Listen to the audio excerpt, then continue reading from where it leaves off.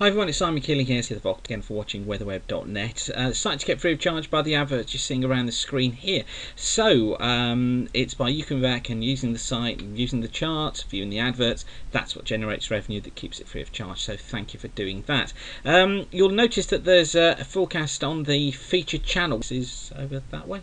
On the screen, and that was one that I've recorded looking. That's the forecast really taking us into November. But for today, I just wanted to pick up on the NAO, North Atlantic Oscillation. Look, forecast to be bouncing around just in weekly neutral territory during the next 14 days. Arctic Oscillation also is looking like it's going to be heading into neutral territory too. And the result of this is that it allows colder air to get south from the pole. We've got a weaker westerly going across the Atlantic, and the combination of the two means that we see an increased risk of cold weather coming through Europe, and that's what the temperature charts are showing too. Now it's interesting to see the pattern of the charts really is much the same. Look on the graph here, you see this rise in temperature early next week, but then this sharp plunge during the latter part of the week into the weekend before a slow recovery takes place.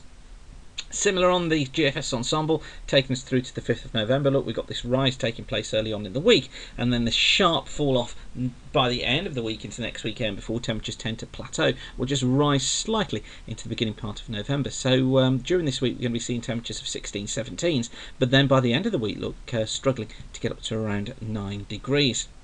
And that really is borne out by the charts as well that we see here from the Canadian model. You see here that we've got this rise in temperature taking place, then it falls off during the course of the week. So everybody really in quite good agreement that that's the way that we're going to be seeing things heading.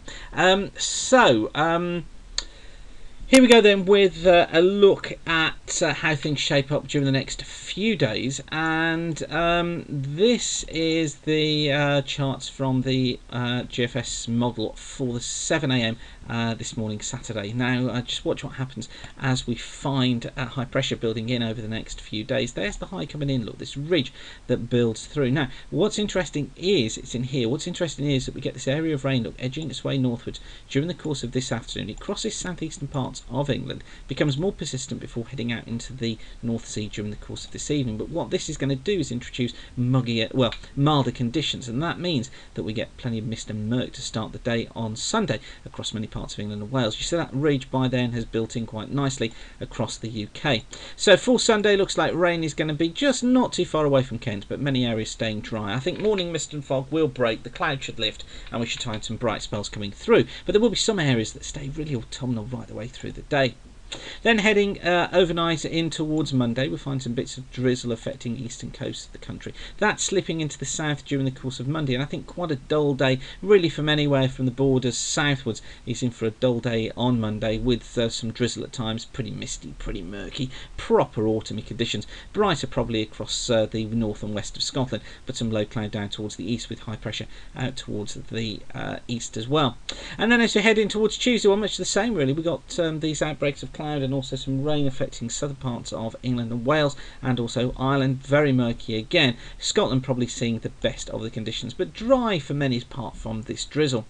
And then to Thursday, start to see a change take place. Look, we've got a front that's coming southwards on this more northerly flow. This is introducing drier air, and that air will get southwards, taking drier, colder air with it through the course of Thursday and into Friday. So what we're going to find, I think, that by Friday is that front is cleared south, where it meets the milder air down to the south. We could find some more persistent rain affecting southern England, but by Friday the colder air is in everywhere. The east and northeasterly breeze has picked up. We could find some bits and pieces of showers affecting eastern coast, best of the sunshine to the west, but the big story will be the fall off in temperatures during the course of Friday.